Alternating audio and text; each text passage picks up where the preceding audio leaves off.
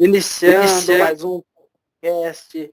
Hoje minha convidada é a ativista pelos direitos das mulheres e filiada ao PT no município de Mairink, Emily Hidalgo. Oi, tudo bem, pessoal? Como o André já disse, meu nome é Emily Hidalgo. Eu sou militante pelo PT de Mairink. Eu sou ativista pela luta das mulheres, pela luta dos animais também. Sou vegana e direito da juventude também, estudantil. E hoje estamos aí para participar do podcast. Agradeço muito sua presença. Já vamos começando.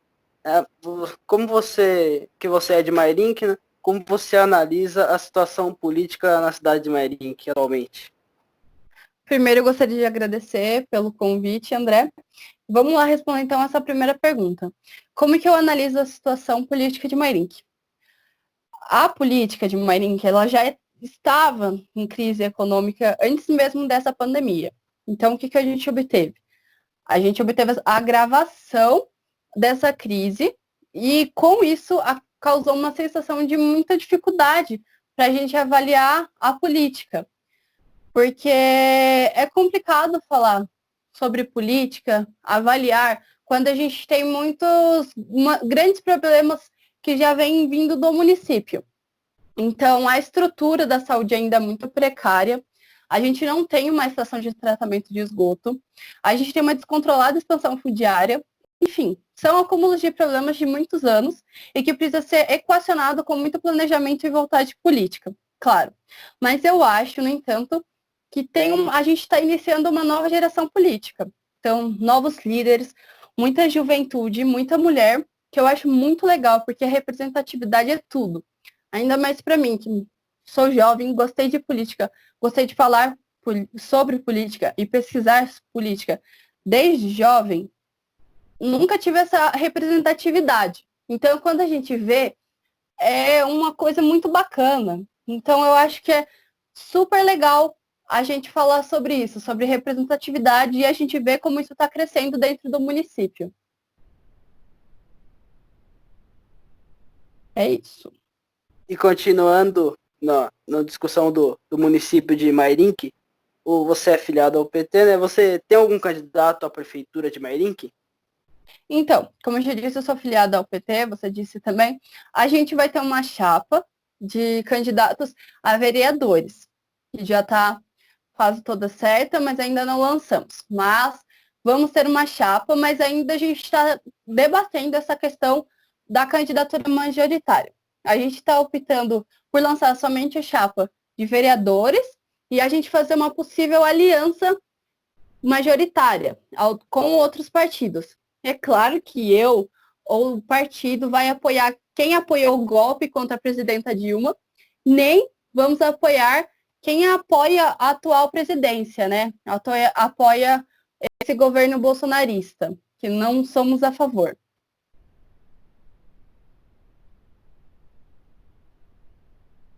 E agora indo para o assunto mais do coronavírus, como você avalia o combate ao coronavírus feito pelo prefeito de Mairink, né, o Alexandre Peixinho, e o presidente da República, Jair Bolsonaro? Então vamos lá. Começando pela prefeitura de Mairink. O prefeito, ele está nessa mesma linha dos decretos estaduais. Ou seja, então os decretos do Dória, os decretos aí do prefeito de São Paulo. E eu acho que aí está indo bem. Só que nós temos um problema.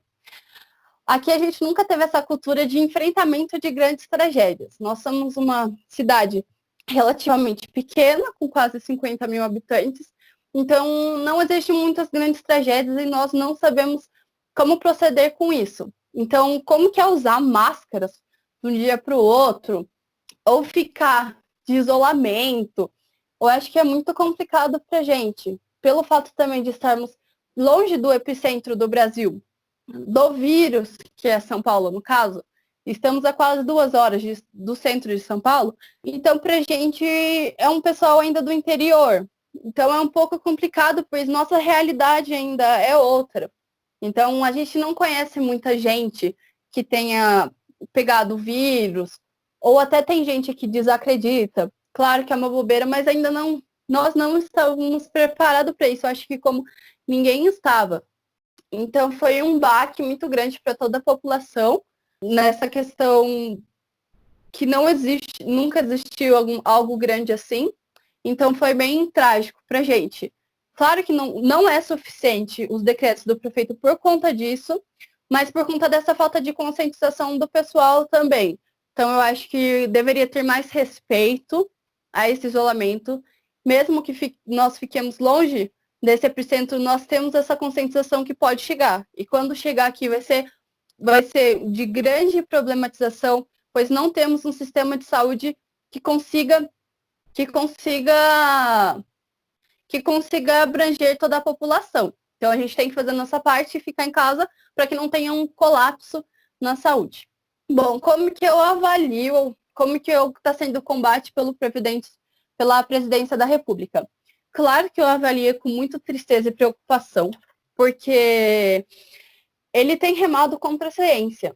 Então, todas as orientações que a Organização Mundial da Saúde está dando pelo mundo inteiro e que a gente está vendo que muitos países estão seguindo essas orientações e estão conseguindo remar a uma restauração, a uma saída dessa pandemia, a gente parece que está indo ao contrário.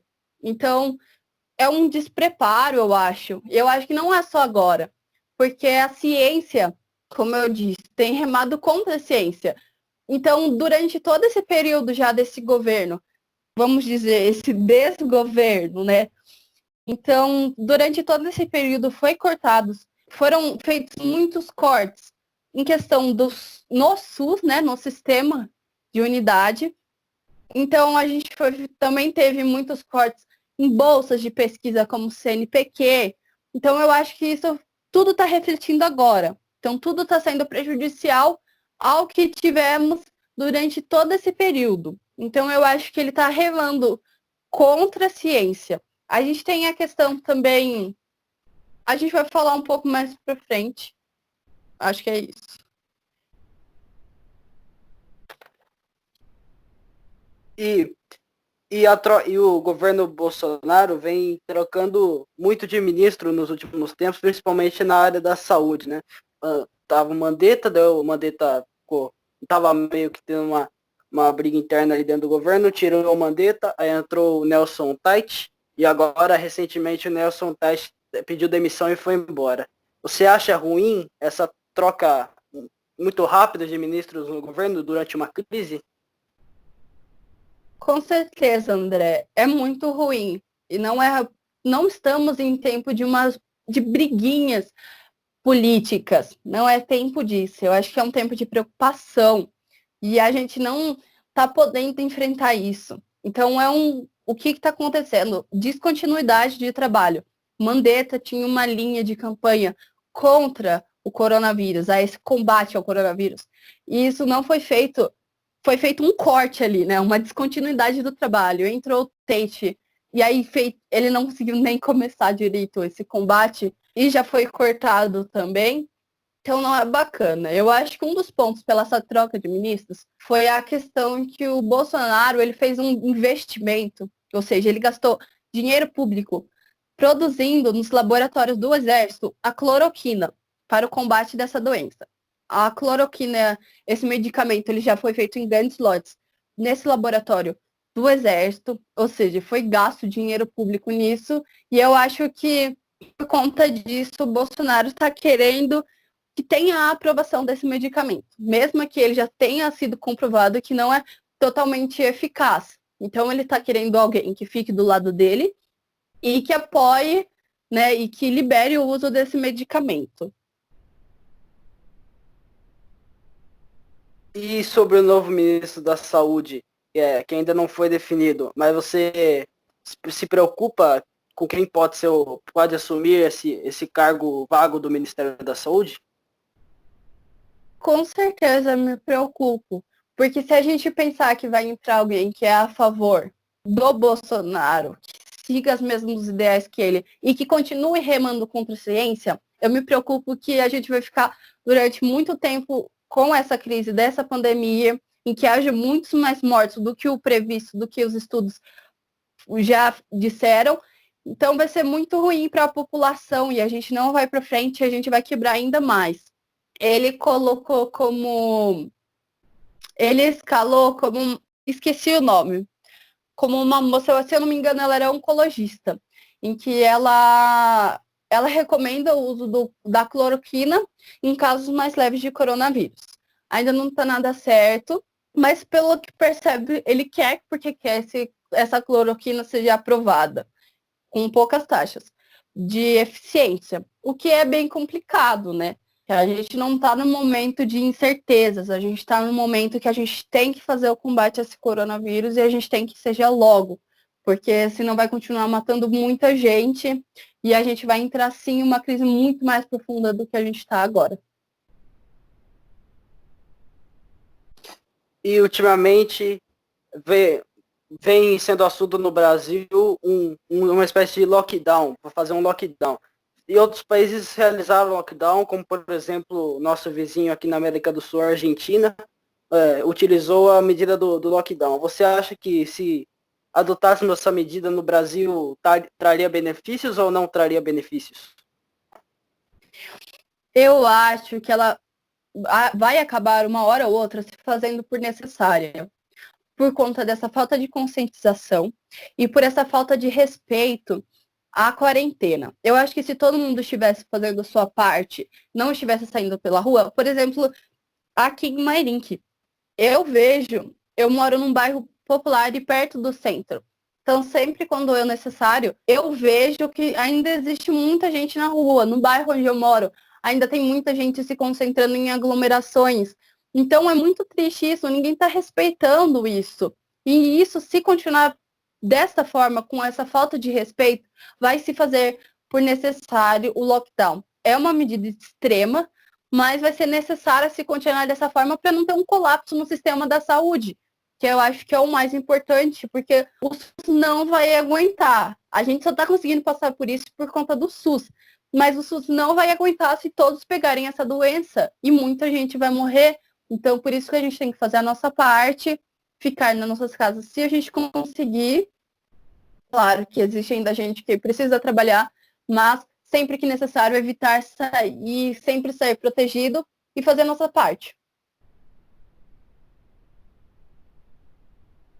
Agora, voltando para um assunto, saindo um pouco do coronavírus, indo mais para a política, mas em geral, você que é do PT, o que o PT tem de projeto do país para as próximas eleições, para os próximos anos? Que ficou bastante tempo no poder, agora saiu. O que traz de novo aí o PT para voltar ao poder? Bom, é uma pergunta muito muito complicada, mas o PT sempre foi um partido muito forte, e eu acredito que, como existem ondas de extrema direita, houve ondas de direita, também tem ondas de esquerda. Eu acho que é complicado a gente falar disso. Eu acredito que o partido seja a melhor solução, é claro, por conta dos seus ideais, por defender os pobres, por defender ideais da sociedade em que se faz necessário. Então, defender sempre essa questão social, então essa questão de minoria sempre está ali militando e batendo nos pontos certos e necessários.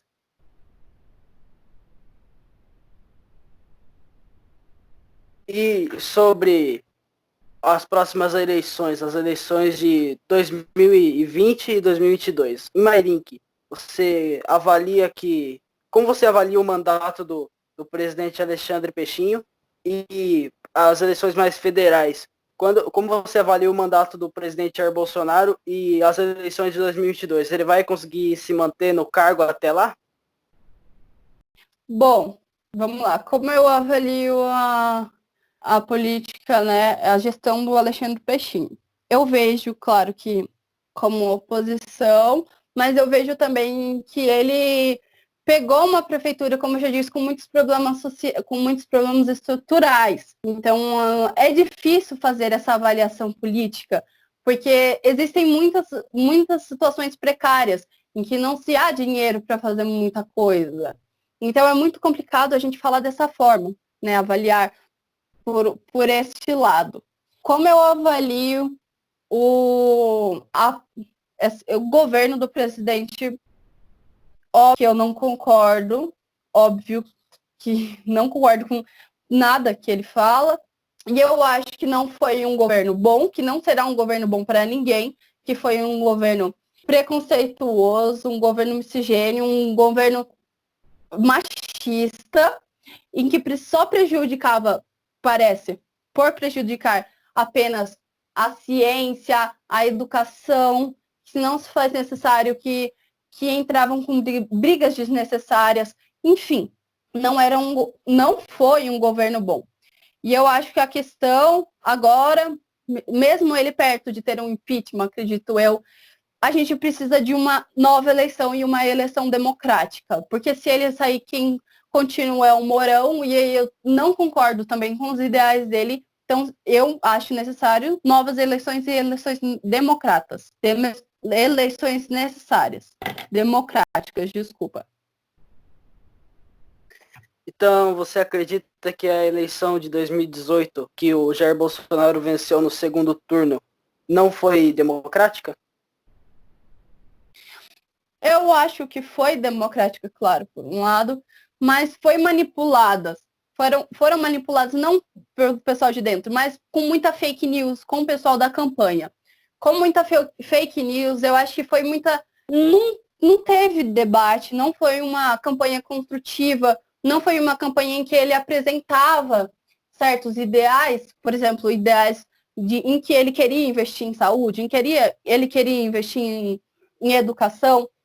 Então não foi bacana por esse lado. O que foi a campanha dele? Racista, homofóbica, e é isso que ele pregava. Então muita gente concordava com isso e não era bacana. Claro que tem muita gente de uma esperança boa que não concordava com o governo de esquerda ou o governo do PT, só que a gente tem que avaliar isso melhor. Eu acho que tem muita. Colocando em frente que a rejeição dele subiu muito, eu acho que as eleições em 2022 serão diferentes. E o pessoal, aliás, é necessário você pesquisar muito bem em quem você está votando. Porque Bolsonaro, em 30 anos como deputado, nunca fez nada. Eu não sei de onde que eles tiraram que ele seria um bom presidente fazendo muita coisa como presidente, se ele já nem fez como deputado. E para 2022, como você projeta um cenário para a próxima eleição presidencial? Você projeta que o PT possa estar mais forte com o Lula ou Fernando Haddad ou qualquer outro nome disputando tete a tete com o Jair Bolsonaro ou com o Ciro Gomes? Como você projeta essa próxima eleição presidencial? Bom, eu espero que estejam mais fortes, sim. Como eu já disse, a taxa de rejeição dele subiu bastante. E quando a taxa de rejeição da direita cai, a esquerda sempre tende a aumentar. Ou seja, eu acho que será, então, bem forte a esquerda nas próximas eleições. E, claro, como esquerdista, espero que a gente consiga ali uma chance como representatividade como na presidência. E que eu acho de muita importância. Agora, pulando para o assunto mais internacional, né? Esse ano vai ter eleição nos Estados Unidos. No Partido Democrata, o Joe Biden vai ser o candidato após a desistência do Bernie Sanders. Como você projeta também um cenário para essa eleição dos candidatos do Donald Trump, do Partido Republicano, contra Joe Biden, do Partido Democrata? Bom, como eu já disse, a esquerda e esse lado democrata vem crescendo um pouco mais agora em diante, ainda mais com essas taxas de reprovações. Como o Bolsonaro, o Trump também teve uma grande taxa, um aumento nessa taxa de rejeição. Então, eu acho que tende sim a ser mais à esquerda. E eu acho que, eu espero, como eu já disse, que continue com essa alta taxa de rejeição, pois nenhum dos dois foram uns governos muito bons tanto para o Brasil como o Jair Bolsonaro ou Trump lá nos Estados Unidos. Eu acho que não foi bacana nem para um nem para outro.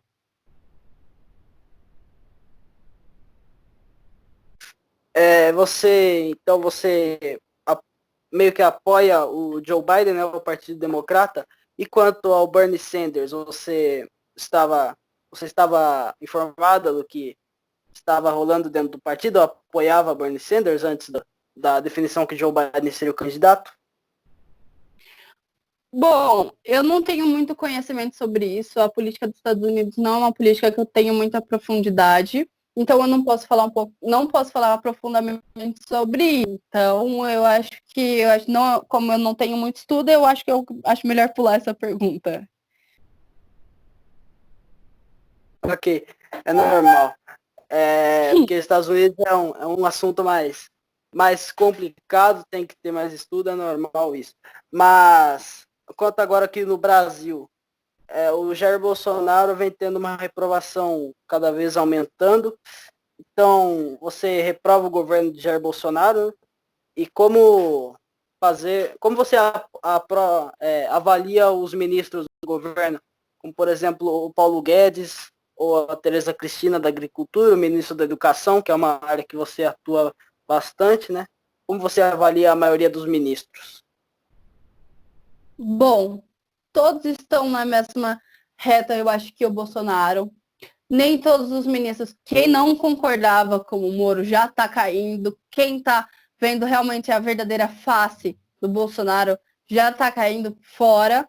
Mesmo eles, até o Dória que apoiava, que tinha o famoso Bolso Dória, ele já caiu fora, porque o Bolsonaro, ele, ele não está fazendo uma governança em que favoreçam a população. Eu acho que ele está fazendo a seu favor, e eu acho que ele não colocou ministros certos no lugar. Por exemplo, o ministro do meio ambiente não foi bacana. Eu falo isso como eu sou estudante de gestão ambiental.